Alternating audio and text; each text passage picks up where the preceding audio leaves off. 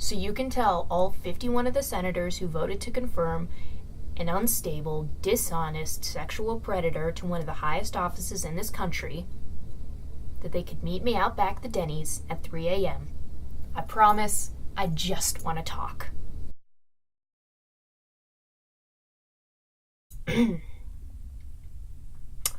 I've been waiting a little bit to make this video, trying to collect my thoughts on it.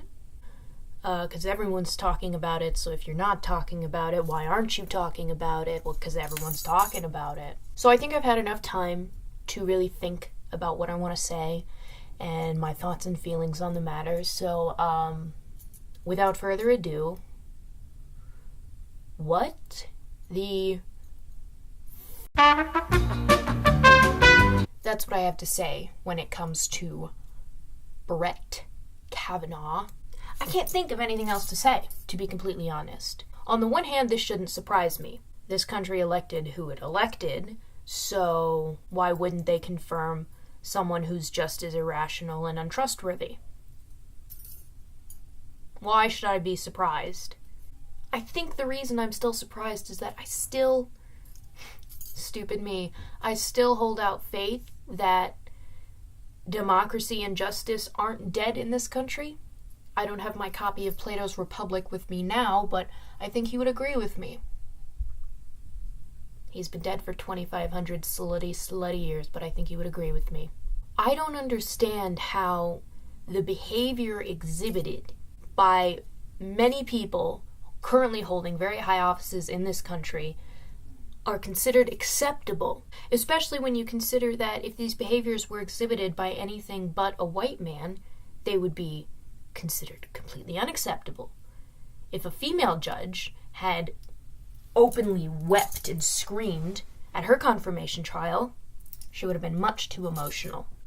If Obama had had 5 kids by 3 wives, you can bet that would have been an issue. But it seems like anything the white man does is fine. Because it's fine. Ow! I tried to make a mocking gesture of the president and I hurt myself. If that doesn't prove I'm a liberal, I don't know what the hell does. On the one hand, I understand people want to see their interests represented, and people are willing to bypass any number of character flaws in order to make sure that those interests are represented. What those interests are, that's not what we're talking about. Whether or not I agree with them, also not what we're talking about. I understand that desire that people have. What I don't understand is that these character flaws that people are overlooking are huge. They're not flaws, they're disqualifiers.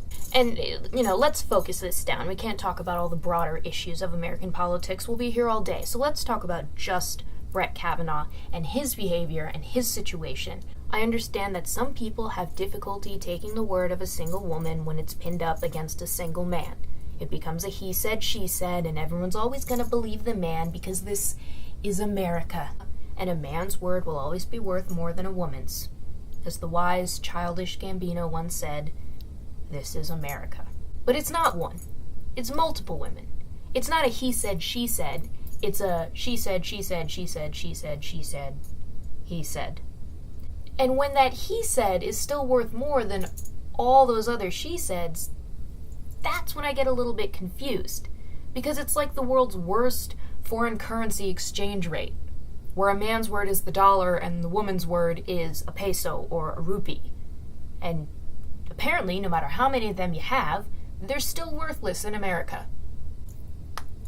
Frankly, I think that's the only thing of value I have to add to this conversation. It's been well covered and well acknowledged as a lost cause until the voting masses of this country pull their heads out of their asses and start thinking about other people, not just themselves. And this episode has been brought to you by your very own private Idaho, where you can eat nothing but potatoes until you die of scurvy.